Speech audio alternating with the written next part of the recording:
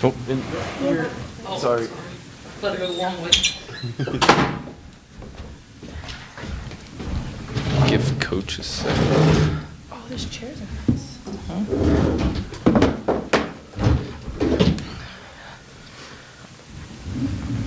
Okay. So far from you. I know. Okay. All right. Welcome to the postgame news conference for Game 7 of the Credit Union 1 West Coast Conference Women's Basketball Championship. We have Oregon State with Scott Ruick and student athletes Lizzie Williamson and Jenna Villa. We will start with an opening statement from the coach. All right. Well, you know it's going to be a war and a real battle anytime you play Portland. And, just a ton of respect for their program, for Mike and his staff.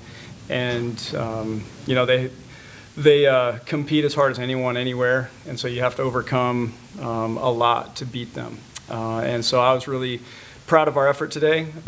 Day one of a tournament when the team's coming off a win and you have a bye is always a bit tricky. They're comfortable and confident, and you are hoping to be. And I thought the first quarter we settled in pretty nicely, and obviously didn't shoot the ball great today overall, but just all the intangibles were in place. I thought our defense was fantastic, and then our rebounding ultimately was the difference. It was the separator, and that was, we were just dominant on the boards, and I love to see it. Lizzie, of course, had a huge game for us, and it was nice. It's nice in the tournament to establish yourself inside like we did, and so just really proud of the effort. And this team it's a special group. We've been saying it. We've been playing very well the last few weeks, and so all those things that I hope for today we saw, and happy to continue to be playing. For those on Zoom, please raise your hand and I will call on you, but we'll start with questions for the student athletes. Lizzie, when you guys know you're going to have a size advantage inside with their centers hurt, just going into it, how much did you know you're going to be getting the ball and opportunities today near the hoop, and how did it feel to have 20 and 16 tonight? We definitely emphasized that in practice and our scout, and just we knew that they couldn't guard us inside because of our size advantage. And so I think we just talked about in practice taking our time and balancing. And I think last time I played them, I definitely was rushing a lot and I didn't get good looks. So that was an emphasis for me today. And Jenny, you're the one who had the couple of threes for you guys tonight, and just fewer threes taken as a whole. What was it about tonight where it was just a little bit more difficult maybe to get three opportunities that you guys are used to and accustomed to? Yeah, I think Portland just does a really good job of speeding us up and just making us mess up a little bit more in their trapping and their press. And so open threes were harder to come by, and I think us just finding the right shot and not forcing anything and getting to the X, that was our main focus, is just getting to the rim and putting pressure on the defense. Yeah, Jeff Ferrato with the West Coast Conference. Jenna, on a night when most of you weren't shooting real well, what's it like to have Lizzie being so effective inside? I mean, it's so huge having bigs that can do really well inside. Obviously, Lizzie had a really good game. It's easy for me to just high-low to her every single time, and if we do that all game, that's fine, you know? That's a win right there. So, yeah, it's definitely really huge. Lizzie, they fed you the ball, I want to say the first 4 times, got down low on the post and just banked it right in. You played 34 minutes tonight. Is that a lot for you? And it seemed like the last 4 games you're just kind of on a roll right now. That is a lot for me recently, but it didn't feel bad at all. Like, I was excited to be out there, and I think when you're in the moment, you don't really think about that too much. And yeah, sorry, what was the second part of the question again? Well, just the past 4 games, I think you got 3 double-doubles, and you're averaging about 14 and 12. Thank you. I mean, kudos to my teammates, yeah, for getting it into me, and just, I think we're so dangerous because it can be anyone's day at any time, so that's so hard to guard when you have such great shooters on the outside and then such a tall presence on the inside. 2 or 3 minutes to go in the game. It was still very much a game. You're in the huddle with this guy. We aren't. What's it like to be in the huddle with this guy? Act like he's not listening. Scott's very, you go ahead. No, you got it. Scott's very motivational. He wants the best from us and always expects, like, the best. So, I mean, he can be harsh on us, but I just think he keeps it real, and he just ultimately knows we can do it and pushes us to be great.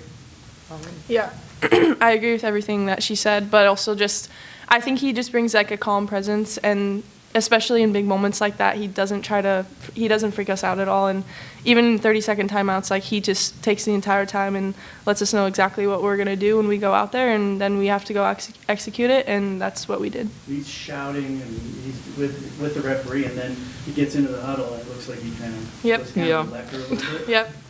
Yikes. Hannibal Lecter is maybe not the best. Strike that. Please. Ethan, you're good to unmute and ask your question. Thanks. So this is a question for either of you, where you both had a lot of rebounds this game, but Portland is crowding out the paint on both sides of the floor a lot, trying to fight for those just as much as you are. Obviously, the size advantage helps, but how do you guys think you have the consistency to get all those throughout the game when there are sometimes 2, 3 different defenders trying to get them as well? Yeah, I think we have put a huge emphasis all season on rebounding, and obviously we dominated the rebounds today. Just going after it, putting them on our back and getting the ball. Yeah, that's just been a huge emphasis all season, so we really executed that well today. Yeah, it's a size advantage, but also I think just being able to see the ball and just who wants it more, and we always talk about that a lot, and just we need to grab the ball and hold on to it because they're coming to get it no matter what all the time. Go ahead, James. For each of you, just, it's very clear that Allie's been playing through something the last several weeks. I don't think that's a state secret by any stretch. What has it meant to you that she's going out there and still giving 35-plus minutes a game and doing what she is, particularly still being effective on the defensive end, even when she's clearly compromised on the offensive end? I mean, I think Allie's extremely valuable to us. Last game, I think she hit some great shots for us and knocked them down, and we just tell her to stay confident. But on the defensive end, she does excellent things for us. Her passing ability is, like, amazing. I love when she passes me the ball. We always talk about it. We have a great connection post to guard. So I was even talking to Ken today when she was getting in her head a bit. I was just like, look, but there's so many other things that you can contribute to the floor other than making shots. You know, defense is the #1 priority, and getting it done on that end, and then being a distributor. So I think Allie does that exceptionally well. Yeah, I agree. I think Allie does a really good job of being able to knock down on defense and know her assignment defensively, and then just have a short memory on offense. So we always just believe in her no matter what, and she can shoot one and miss, and we know the next one's going to go in. So I think we just remind her that all the time, and not just her, but everyone. And so I think that's been a good focus for her. For both of you, you guys won this event last year as the #4 seed, and here you are again, and now you get to play the #1 seed LMU, which just beat you in overtime just last week. Tell me what you need to do to reverse that tomorrow. Yeah, I mean, obviously neither of us were here last year, but I mean, we still feel like, part of the team just as much. But I think it's really hard for a team to beat you 3 times, and so that's going to be a challenge for them. And we're just ready, and we feel really confident, especially now having 1 game under us. I think that was a big focus of this game, is just getting our feet under us for this game and being ready for the next game. Yeah, I agree. I mean, last game against LMU, I think we still played great. We did a lot of things really well, so I think going to this game, we're really prepared, and hopefully the scoreboard goes our way this time. Any other questions for the student athletes? Student athletes, you're free to go. We'll take some questions for Coach. You're good. Yes. Scott, is that about as well as Lizzie has played in a game this year? I mean, considering the stakes especially, but it seems like she's really amped up the game the last 4 games. Yeah, I don't know if it's the overall best. It's one of them for sure. I can't picture all of them at the moment, but she's given us some great minutes, and we've seen flashes of it. You know, Lizzie coming off an injury where you miss a whole season is long, and being a role player with limited minutes for 2 straight years, and then coming in here and starting and having the role that she has. It's not easy. And so for her, she's had to learn to believe in herself, believe in her body, trust her body, like how long can I go? How much can I push myself? Who am I within this offense? And, you know, she's got 3 different systems from here in NC State and Southern Utah in her mind. And so I say something and she might revert back. You know, I mean, it's tricky to do what she's trying to do. Now she's an expert in our system. You can tell her comfort level within it is so strong, and her defensive, our defensive game plan, maybe the way we coach it in the post is a little bit different, I think, than what she's done previously, and it's taken her a while to kind of retrain some of those habits that she has. Laura, it's the same story, and now you're just seeing her kind of master what an Oregon State post is, so in what actually is her freshman year with us, first year, to see her kind of just come into her own at this time is beautiful, and it's been happening for a little while. And so it's what I hoped when I recruited her, because I saw, what she's capable of. I mean, Lizzie is the prototypical Oregon State post, and so now we're all seeing that, and it's making us so much better. You played 2 bigs much of the game. Was that by something you knew going into the game you would do, or is something that just sort of evolved? Kind of evolved. You figure, I don't know how many minutes Jenna played, 30. I was doing everything I can to kind of try to rest Jenna, hoping that we could survive today, hoping we can, you just get into a tournament, you got 3 games in 3 days, and Jenna carries a significant, offensive load, especially for us. And so I was trying to figure out how to get her a little bit of rest. Kira is certainly an option for us. That's what we've been using more often recently. But today it was Laura. And playing 2 bigs is something we've done. We did it earlier in the year, so Laura got a lot of 4 reps, and today it just kind of worked out to be effective for us. And so it was a gamble early, because we haven't done that for a while, and it worked. That's when we kind of went on that run in the second quarter to get the lead before halftime. Nice luxury to have a 6'8" woman come in as your 3rd one, huh? Isn't it? Yeah, it's beautiful, and I know I told Nene, I said, they don't want to see you in the second half, so be ready to go. You're going to get your shot, and so our bigs were special today. Hey, Coach. Brendan Potts, World Exposure Report. Can you talk about Jenna's development and her adaptability in a new role, in a new environment, and just kind of what you're seeing with her throughout the duration of the year? Yeah, it's been amazing to watch her. We recruited her as a wing, and then when Kat went down, week 1, we lose our starting 4. The tournament MVP, goes down, our leader.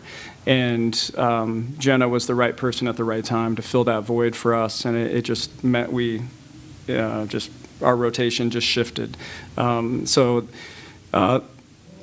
Fortunately, she had experience playing the 4, at Washington State. And so she was comfortable there, and she's like, whatever it takes for the group, and so I've been really impressed by Jenna's ability to adapt to whatever we need her to do, to play the wing, to play the 4. And then really, I just love the way she's grown defensively this year. She is learning to find joy on that end of the floor at a different level than I think she previously had, which makes me happy. You spoke about, starting from a standstill while the other team's coming off a win. Mm-hmm. You've done these tournaments, and you've been really good at it. Like last year, you had your team, rolling. Is there an art and science to that sort of managing the mental fatigue, the physical fatigue?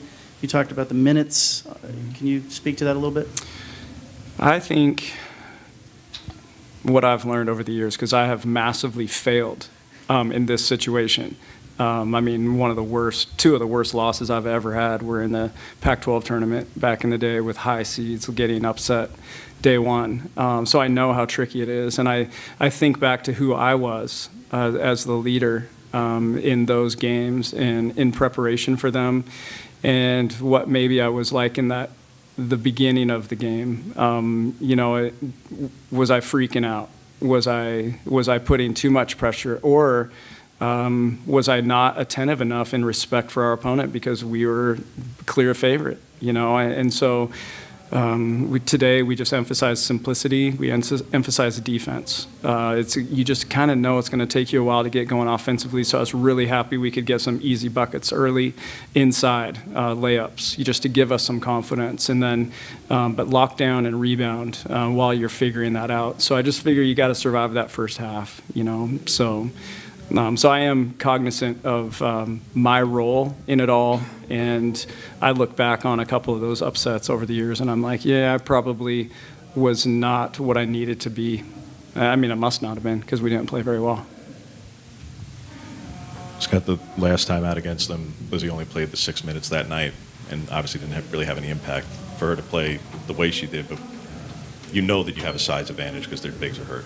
So how much was not just feeding her, but hoping to get to the line to the disparity that it was by design, that to feed and get there through her, through Laura, through et cetera, to feed the post that way and to get the contact inside. Are you saying she played 6 minutes and last time we played Portland? Yeah. Wow.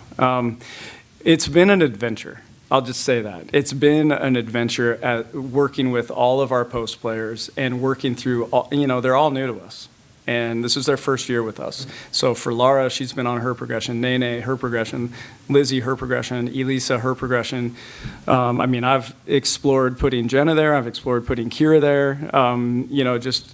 Giving different looks because we have so many people that could do different things. And, ideally you just go with, you lock it in, and you go with the one that is the most consistent and clearly the best. But different teams have demanded different things from different people. And so I think that night was Laura's night, if I remember right. It was a while back. And so whatever's working, I'm riding it.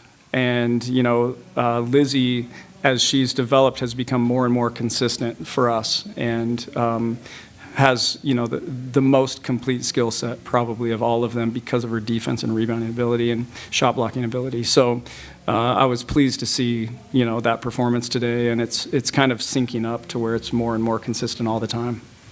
If you could share what has Allie been playing through? Because the wrap is obvious, and then even I think in the second quarter, she dinged something on the hand when she came off at one point, heading into a timeout. So what has she been playing through that you're still willing to put her out there and be the effective defensive player she is, but like I said, clearly offensively, she's had some struggles the last few weeks, but it's in part because of this hand. Plus 13. That's all I'd say. I don't know. I can't speak to her injury because she's out there every day for me. I haven't seen it really change anything. We haven't. Whether you shoot the ball well today or not, it's her first day in the tournament, and Portland does a great job closing out, limiting us to just 10 3-point attempts. That was not by design. Necessary. Of course we want to go inside if we can, but that's not by design. It might be the fewest attempts of the year for us if I'm thinking about it. It was just everything flows with Allie on the floor. She's the most accurate player on our team. She knows every scenario. She's an ultimate competitor. I know what I'm getting every minute from her. And because of that, it's hard to have her off the floor, and that's what I've learned. And we've had players like her. She might not be, high productivity necessarily, but your team plays better when she's out there, and that's ultimately what matters. And so with her for 2 years now, we have played very good basketball with Allie Schimmel on the floor, including against Portland here a year ago. She came off the bench all last year, but she played 31 minutes in that title game against Portland and handled their pressure extremely well and was just always in the right place. And for her teammates, she's fun to play with, like Lizzie said, because you just know what you're going to get every minute. And so for a coach, it's the same. Thank you, Coach. Yep, my pleasure. Thanks, everybody.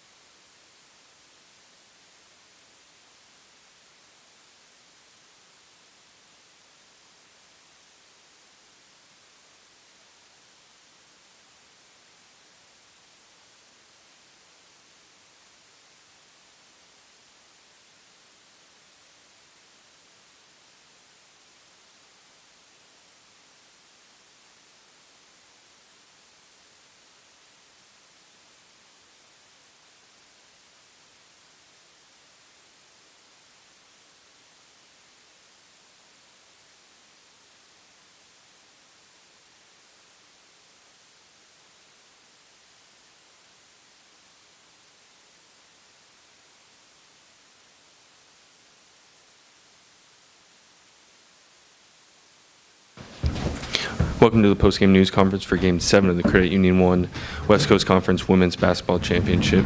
We have Michael Meek with student athletes Lainey Spears and Diani Ananiev. We'll start with an opening statement from the coach.